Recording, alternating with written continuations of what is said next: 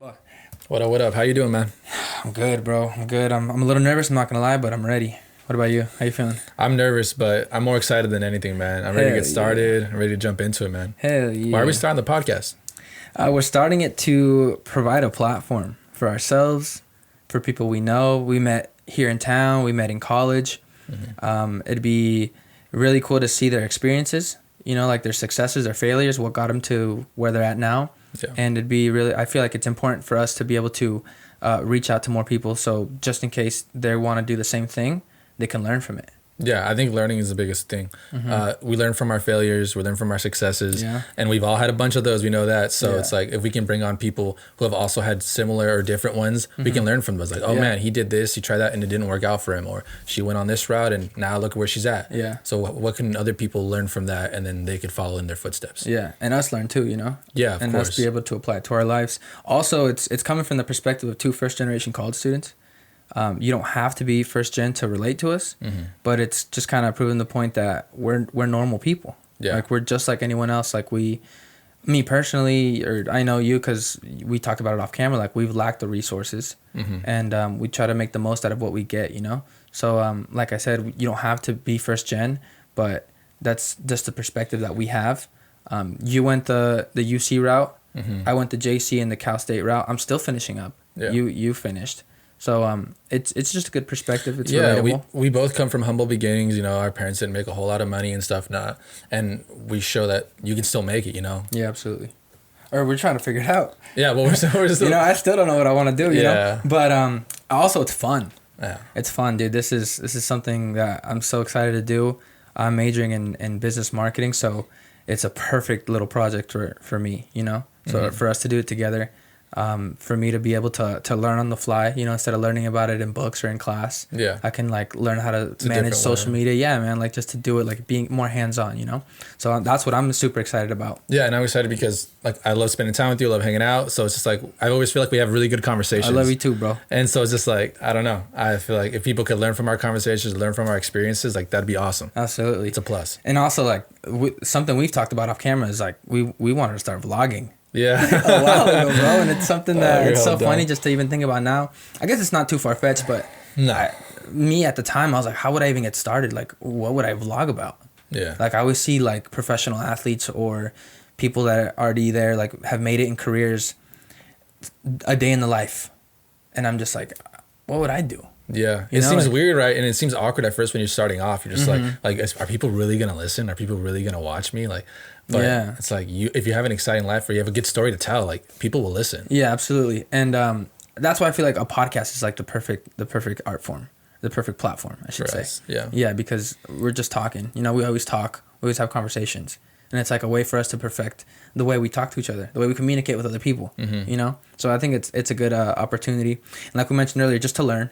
Like I think that is the most fascinating aspect of what we're doing to me when I think about it. It's just like to have other people on and to be able to share their experiences. Like that's so sick to me. Well, we didn't have things like this growing up. Like when we grew up, that's a good point, we didn't have like it was really just starting. Social media was like taking off, right? Yeah, I mean we grew up with it. Yeah, so it's like we had YouTube, but like I wouldn't look to it for like advice or guidance on anything. So it's like now that we have social media so readily available to everybody, it's like we can have this platform now and we can show and teach people.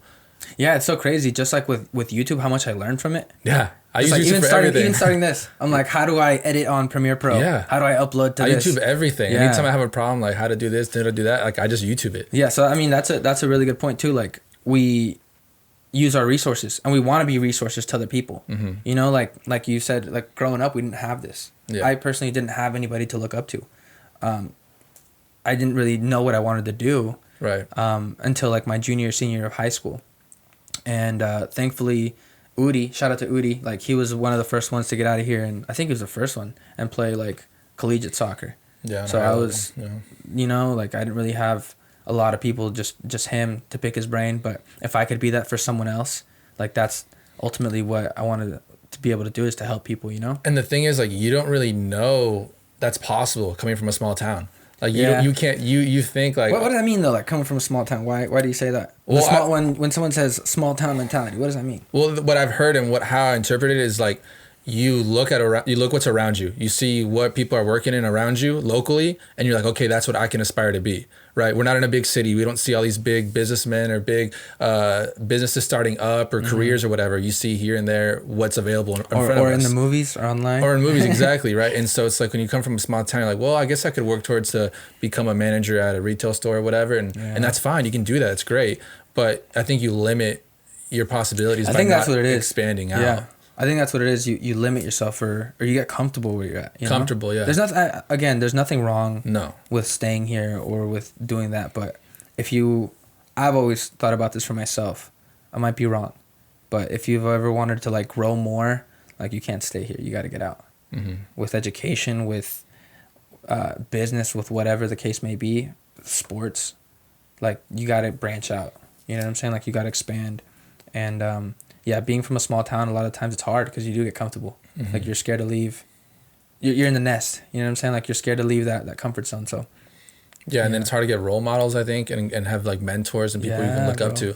Like growing up, I mean, again, you mentioned that you didn't know what you wanted to do until junior, senior year. Yeah. I mean, I didn't know until I changed majors in college what I really wanted to do. But like growing up, I always thought I was going to go through the bio route and I was into becoming like a dentist or something. Mm-hmm. And like, I don't have those connections, you know? Yeah. My mom's a daycare worker. My dad works in construction. Like, I don't have those connections where I can like look up and like, oh, okay, like how'd you do it? Or ask them, or hey, can I shadow you or whatever? Yeah. Do you feel like if you would have had like someone to listen to, like at a podcast or YouTube tutorials or whatever of that like STEM field, that you would have had a better insight before you kind of like threw yourself into biology? Absolutely. I know there's books on all this stuff, and I know like I've read a couple that have helped me out, but I didn't read those books until later in life. Mm-hmm. And it's like I would have read them earlier if I would have had a platform like this, a podcast where I could just listen to somebody just tell me, oh, well, I went to this school, I studied this was my GPA, or this was whatever. I could have a goal. I was like, okay, he had this, he had that. Yeah. This is what he talked about, like, or just like a better insight of what it's about. Maybe I don't want to do that. And maybe listening to him or listening to her talk about their career in dentistry is like, you know what? I don't want to do that. Yeah.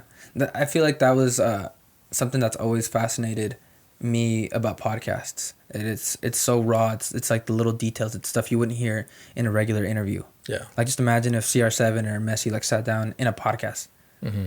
You know, like when they do interviews with like BBC or what, like whoever be in sports, like it's like just regular general like 2K answers, you know what I'm saying? Like interview questions. Yeah, like, oh, I'm happy the team did well, but it's not like authentic. Yeah, what do you do in the morning? Like, how do you train? How do you prepare for a game? Mm-hmm. Like, what can he do? What does he do that I can do, that I can apply to my life? Like, you don't learn that just from interviews. I think that's the good part too, is also that we're really relatable. Like, I'm a teacher right now. That's a career that's totally attainable, and so you can learn from us. Like, we can tell you our story. We can tell you like what steps we did, what mistakes we made, what successes we had, like what we would recommend in the position that you're in. Yeah. And then you can look to us as a resource. Yeah, that's a really good point, because we failed a lot. Yeah. We made a lot of mistakes. Everybody does. Yeah, it's gotten us to the point where we're at. But if we can share those experiences and let you guys know, like, don't do this. Yeah. Check your email every day, stay updated. Yeah. Hopefully we can help a lot of people avoid those same mistakes, But how do we get started with the idea? Do you remember? We were joking about it a couple times, but I think like it was purely just messing around. Yeah, I started off as a joke, but I'm trying to think of where we. I think it was at the beach. It was at the beach. I was about to say. Yeah. Yeah. So so it started off as a joke. Yeah. And it was just us having like regular conversations, and just thinking like, dude, we should start a podcast, like just dicking around. But at the beach, that's kind of when we started going into like the actual logistics of like what we would need, how do we get started, who would we interview, what would it be about? Yeah. And basically we just kind of came up with that, like, well, let's just be ourselves. Let's just talk about what we know, what we don't know. Yeah. Like get people on and bring on people that would teach us. That would teach us about what we want to know. And basically, we came up with what we would need. At first, we tried to go the cheap route. We try to get like cheap USB microphones and record straight into the software, which was a huge mistake. And it would kept cutting out after 18 minutes. Yeah, but again, like there's no platform here, there's no podcast that someone's starting here that we could look up to, like, oh, they're doing it here, like, let's do it. So it kind of seemed like a far-fetched idea at first. Like, it seemed super unattainable, and then we went the cheap route, like you said, and then we're like, no, it didn't work out. Like, we need to buy better material, better equipment, but we didn't know any better. Yeah, that's what I was gonna say. Like, if someone else wants to start it, we can help them out. Yeah, if somebody was here doing it, maybe there is. I think there is, actually. I think there is. Oh yeah, I think Mr. Carr had one. I don't know. Oh yeah, that's right. No, that's right. Yeah, but we should have reached out to him. Yeah, like, there's a resource. We should have just reached out, asked him questions. It would have made the experience or the whole thing way easier. But the thing is now, like, if someone were to come up to us and be like, oh, what would you recommend? What would you do? We can tell them exactly what we wouldn't do. Yeah, and then we could stray them in the right path. Like, okay, you should do this. Yeah. So, ended up having to upgrade. Return those mics, upgraded to analog XLR condenser microphones. We got the Zoom H6. We got the camera from my uncle. Shout out to my uncle. He's probably never going to watch this, but shout out to him. And we got our setup. It's good because we're portable. We can go wherever. Hopefully we can make some road trips. And it's good that it's portable because we have a bunch of homies who don't live here that we want to go talk about because they're doing careers, they're doing big stuff. And it's like, it's a good point. To put them on and let them have their story, be able to tell their story. Or they live other places. Hopefully we can master the Zoom down, get it down, and hell yeah, and link up with other people in different countries. Homies that we have. I really want to have Javi on here. He'd be good, bro. He'd be a great one. Javi. Shout out to Javi. That's the boy. But yeah, that's how we got started. And right now we're just kind of going with the flow. Absolutely. We're just trying to figure it out on the fly, and then from there get some content, pump it out. Yeah. But I guess we should maybe talk about a little bit about us, like how we were growing up, how it started off and stuff. You want to start? Yeah. Me first? Yeah. Yeah. So I was born and raised here in Fort Bragg. My parents came here in like the early 90s. They met here in town. My dad's a landscaper. My mom's a housekeeper. So we grew up pretty humble, But I'm very fortunate as a kid. I grew up very loved. My parents would always provide everything I needed and more. So I'm very happy. Would you say you were spoiled as a kid, or? I was very spoiled, yeah. But spoiled with affection, spoiled with material things as well. Yeah, like I was never without anything. I always had clothes, I always had toys, I always had food on the table, like a roof over my head. Like we were never struggling. It was funny because I never really realized we were a low income family until I applied for financial aid. Yeah, you don't realize it until after. Yeah, I didn't know. That's when it hits you. Yeah, bro. Like that's when you kind of like learn more about like, oh, like my situation wasn't compared to other people around me. Yeah, bro. But honestly, like I've lived a very fortunate, like I'm blessed. A very blessed life. I grew up in Fort Bragg. As a young kid, I was always getting in trouble. I would skate from like 3rd to like 7th or 8th grade. I was a skater. I played baseball, which is a weird combination. I was a skater, baseball player. I kind of fell out of that and was like trying to find like something to, like a little clique, especially at that age, like in middle school. Like you're kind of forming your clique. You're trying to find yourself. Yeah. I know it's weird to say, but like you're just kind of like trying to latch to anything that you can find. Yeah, you're friends with people who are into the similar stuff that you are. Yeah, and I was trying to find my clique, bro, and then I finally, like, fast forwarding to like high school. That's kind of when I started hanging out with you guys. Not really so much, but I started playing soccer.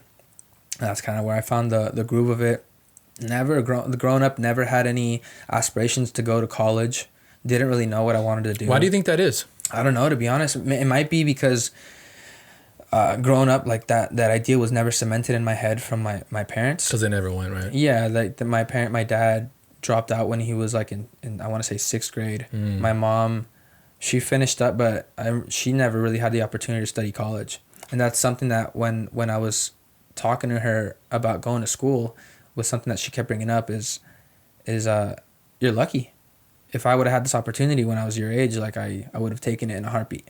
Yeah. And that's something that helped me, make my decision, and something that I don't really like taking for granted is all the opportunity they have, or all the hard work that they've gone through just to give me what I have, So this is a good opportunity for me to make the most out of it. And growing up in high school, never really had ambitions to go to school until like my junior or senior year, and then right there, like I was in over my head trying to get into school to play. Like I wasn't really ready, What changed? What definitely changed was me going to Sonoma and realizing I wasn't good enough. So I went to Sonoma State out of high school. I got in, and then I went there, and then I went to Mendo, and that's when everything changed. Like I improved and learned more about what I wanted to do. But at first, it wasn't really an option for me. And then from there, I transferred over to Cal State San Bernardino. From Mendo, I transferred over to Cal State, and then from there, I took a year off. Some stuff happened, and then now I've been working. And then now this spring. Were you always a marketing major when you started off? No, so out of high school, I wasn't declared. Oh, okay. So I didn't really have a direction that I wanted to go, and I didn't really have an idea of what I wanted to do until I went to Mendo. And that's okay if you go in without an idea. Absolutely, that's another thing too. Is like you're it's put into your head that you need to know what you want to do at the age of 18. You don't. And it's just like set up for you to go to a 4-year. Mm-hmm. You know, it's okay to go to a junior college. You're preached every day about why a 4-year is so important. That was the thing too. Like I didn't want to go to college, and then it was I want to say like the idea was kind of like so forced on me. Like go to school. Like you need to go to school. You're gonna succeed, and you can. It's gonna open up opportunities. You know, and I'm totally glad I did. Like it changed my perspective on a lot of things, but it's not necessary. Yeah. You know what I'm saying? College or school isn't for everyone. And that's exactly what I was thinking at that age. It's like, I don't like school now. Why would I want to go to school and pay to go to school, you know? And then that's when it's weird that why do they push 4-year universities on you so much? Like, you can go to a junior college, you can test it out. It'll be way cheaper. Yeah. You can try different classes, especially if you don't know what you want to do. Yeah. And then there you can get an idea, like, do I want to do this or do I not? Also, like, trade schools, they're not really talked about at all. Dude, absolutely. Like, absolutely. Like, trade schools is like, this is what I want to do. I'm just going to go into it just to learn those. You don't have to take geography classes and trade classes, you know? Like, you're going... No fluff, straight business. And so I changed to business administration at Mendocino College, transferred to Cal State San Bernardino, and then from there I was there for a year. I took a year off to work and help my family out with money, and then this January I transferred back to Sonoma State, and right now I'm finish up next spring, God willing. Hell yeah. And that's where I'm at right now. What about you? Well, yeah, I was also born and raised here in Fort Bragg. I'm one of 5 in my family. I have 4 siblings, and I'm the middle child. So that's been interesting growing up with people I can actually look up to. Mm-hmm. I guess that's one thing I will say is I looked up to my older sister and my older brother a lot. Yeah. So you had a role model. I do have role models. Yeah, they're not that much older than me. Like my brother's 7 years older than me, and so like I wasn't able to see him like already in a career where I could be like, oh wow, he's already doing this big thing. Like, what did you do? And I could ask him for advice, you know, because he was still figuring out things when I was trying to figure stuff out. Mm-hmm. So it's fine. But like in terms of sports and stuff, I always looked up to them. They both played soccer. So that's what kind of got me into it. I know I started at an early age and my dad played and stuff too, but seeing them play, seeing them go practice, seeing them go outside and want to do different things, try new activities, like it made me want to do that. Yeah. So I was definitely fortunate to have that. And then, I was in middle school. I was always a super smart kid.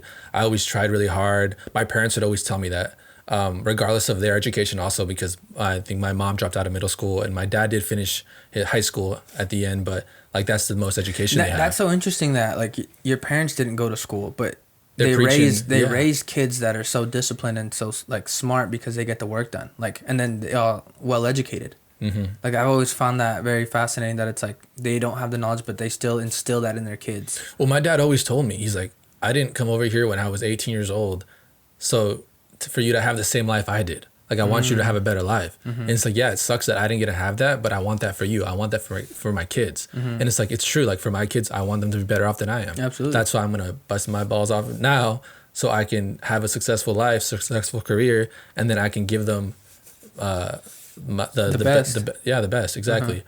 And so what I was saying was that my parents, they didn't have this huge career or anything, so I didn't have them to look up to, but they'd always tell me like, go to school, do well in school, ask teachers for help, ask your friends for help. They were always encouraging me, and they always made sure that my work was done before I was playing games or messing around or any of that. And so like going into middle school, I would hang out with people who were similar, like-minded like me, who always were into the higher classes or who always were studying super hard and stuff like that. And it's great to have those people. So that was my clique. Yeah. And then going into high school was a similar thing. Like once you get into AP classes, you have different options where you can like prepare you for college and whatnot. And I always knew I wanted to go to college. Like my older brother went to college, he went to St. Mary's. And then my sister, when I went into it was my freshman year in high school. She had just been accepted to Pitzer College in LA. Okay. In SoCal. How old were you when your brother went to school? Like how young? I was in middle school when he started. When he started going to college. Yeah. I was in middle school. I think I might have been in sixth or 7th grade, and he started going that. And for me, like at that time, I didn't really think about it. Like he's just going away and he's gonna do whatever. I was like, okay, cool. Like it didn't hit me that he's going to get a better education. At that age. Yeah, I didn't. Yeah. And so then when my sister did that too, it was always for me. It's like, okay, well, I have to go now too, right? Mm-hmm. And looking back at it, no, I didn't have to. Or I could have gone to a JC, or I could have done something else, but. Like they were my role models essentially. My parents were not so much. Like it was mainly my siblings who I looked up to. Yeah. And so then I went. I got accepted to UC Davis. I went in as a bio major. Was that your first choice, UC Davis? It wasn't. No, I always wanted to go to SoCal. Yeah. I think I was just like, that's the move. Yeah, I was SoCal's like, there's cute girls, good weather. I was like, good food. That's all you need, dude. I was like, hell yeah, that's the spot. And, but I'm dumb. I only applied to 2 colleges from SoCal. I don't know why. Really? Yeah. And another question, were you just set on going to UC, or were you okay with going to state schools, to private schools? What was the... I was totally fine with anything, honestly. I had been being told countless times, like, it's a 4-year university, you want to go to a 4-year university, or you want to go to a bigger university that's well-known and well-established and whatever. But, I mean, I applied to different spots. I applied to state school. I applied to a bunch of different schools. It didn't matter to me, per se. Yeah. But, yeah, so I don't know why I didn't apply to more, but... and then I ended up getting a really good financial aid package from Davis. Oh, okay. Like they were basically like, we're going to pay for everything. Yeah. And it even ended up happening like my first 2 years, they like essentially paid me to go to school. After financial aid and everything, like I would get money back, reimbursed from the school. You'd be balling. So I was there was a time in freshman year when I literally had gotten like a refund check and it was like $6,000. And I was like, what do I do with all this money? Like, I just don't. And I was like, should I tell my mom? Nah.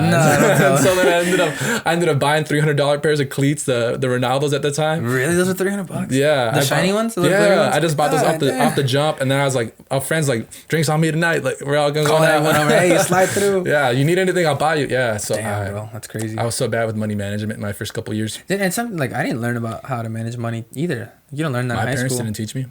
Parents didn't teach me either. High school, they don't teach you. They should in high school. They should. It's so important. Yeah. It's so important to start there to build those good habits in high school because those carry on in your life. Yeah, that's very true. Yeah. But anyways, you're saying? So then I got accepted to UC Davis.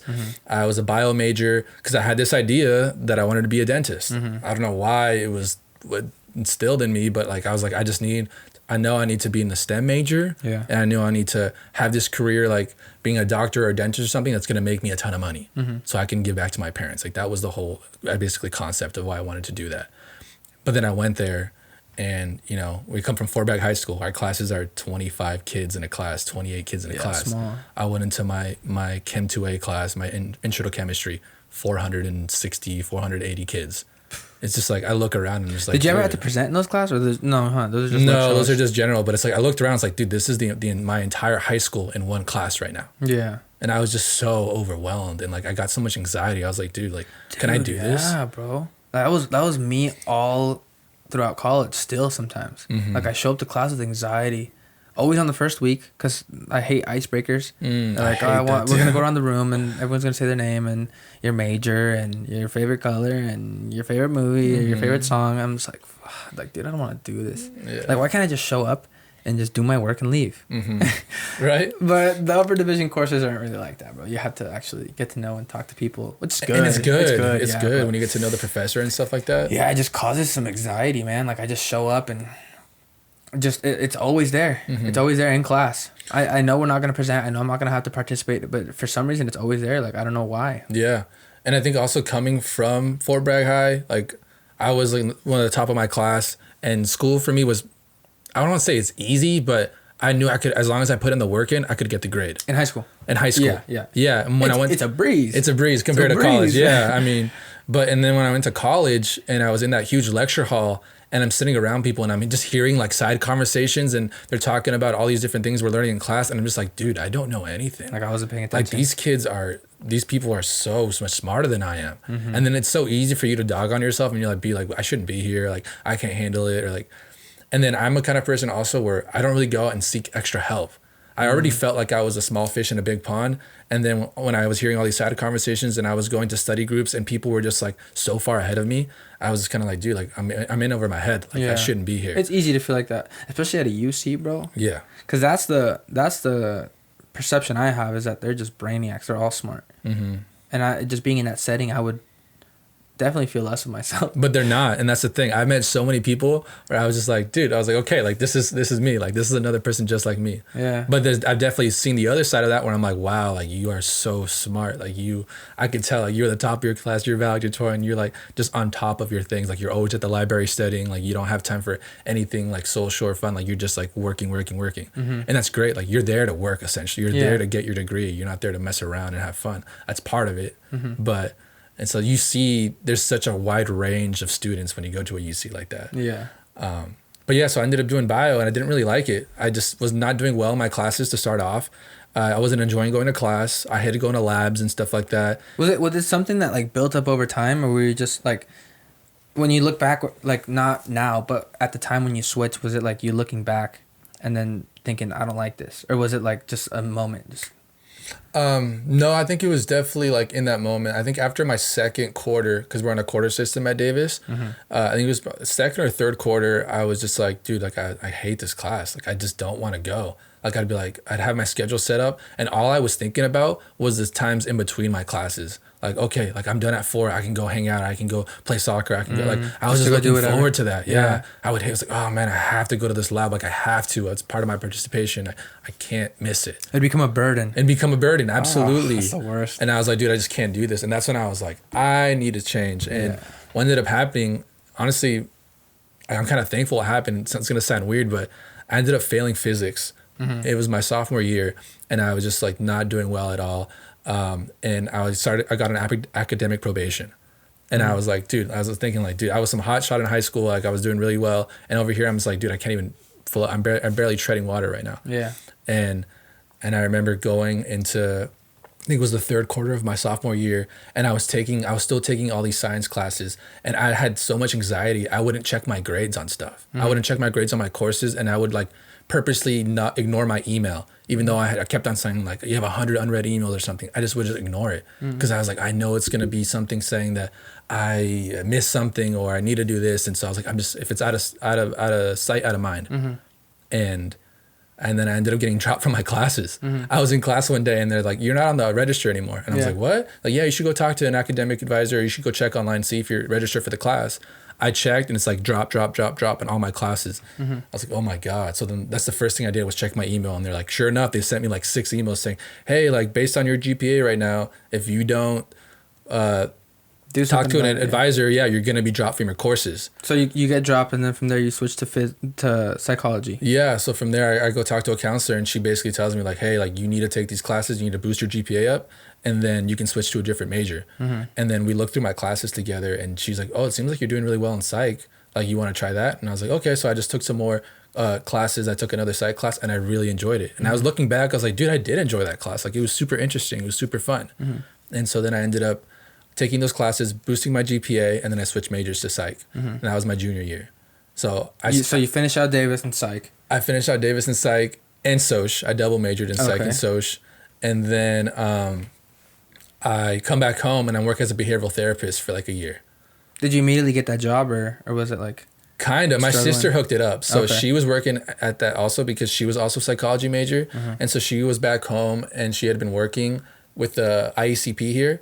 And she was working as a behavioral therapist and she was just leaving the year I graduated to go do her master's. Okay. And she's like, hey, I'm leaving. Like, the spot's going to be vacant. Like, do you want me to tell my boss? And I was like, yes, like I'm going to be graduating. I'm looking for a job. Hook it up. And she did that. And she gave me the phone number. And so you just took her spot? Essentially, yeah. Nice. Right. And so then I called the boss. I was like, hey, so I know my sister's leaving right now. I just graduated, similar degree.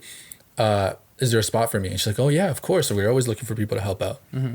And I went and got my interview, got the job, and I did that for like a year and a half. And did you like it? Dude, it was so much fun.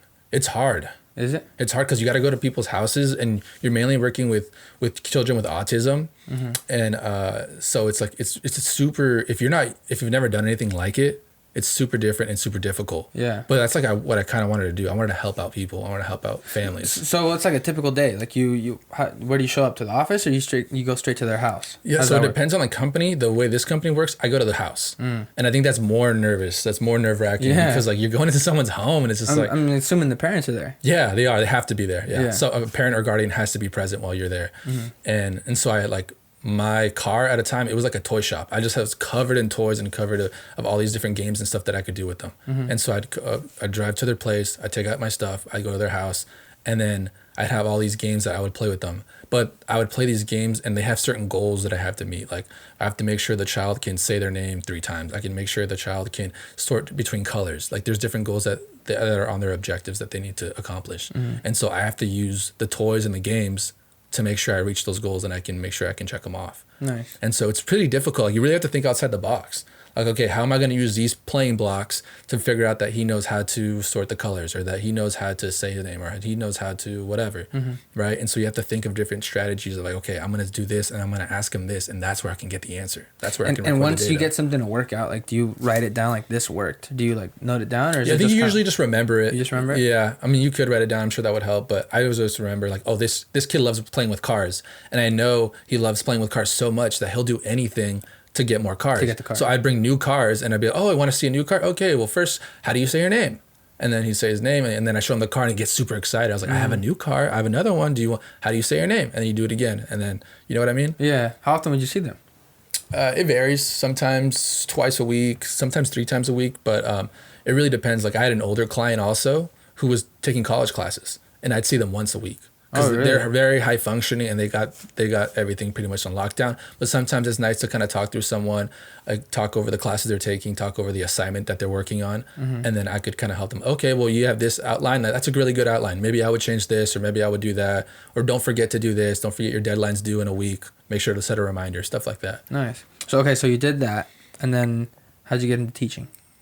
It was a funny story. I was in a summer camp with this job that's behavioral therapist, and one of the parents, one of the kids at the summer camp, their parent was working the school district here, and I overheard them having a conversation with one of my coworkers. They're like, "Oh, hey, there's a position open at Dana Gray, working with kids with in special education. Like, you should apply."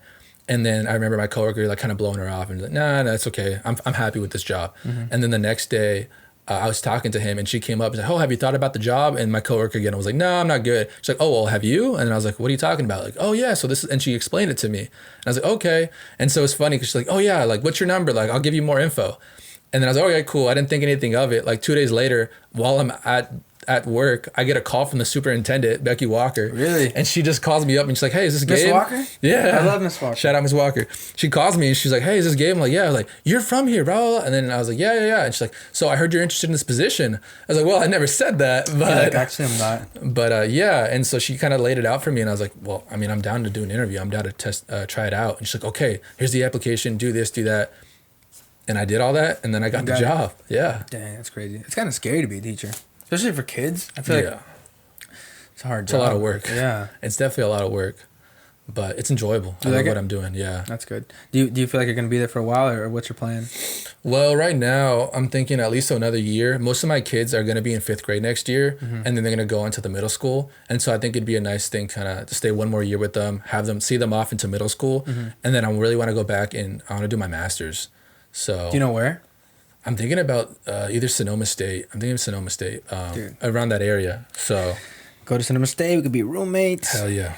Play together. Yeah. We could play together. Okay. Think about it, guys. All right, I'm sold. That's it. Say less. No, that'd be fun. Rosa's a good area. Yeah. Rosa's fun to live at. It's super expensive. Yeah, and now I'm just excited to start this with you. Like, we'll see where this takes off. And then even more of a reason, we'll move to Sonoma. We'll do this podcast together. Find a studio and get a room with no hardwood floors, no reverb in the room. Heck yeah. But yeah, man, that's a good place to stop. This is a good episode. Yeah. Basically, just a brief rundown of what we did, who we are, and we're excited to just keep pumping out content. Absolutely. I'm excited, bro. Hell yeah. Good shit. Good stuff.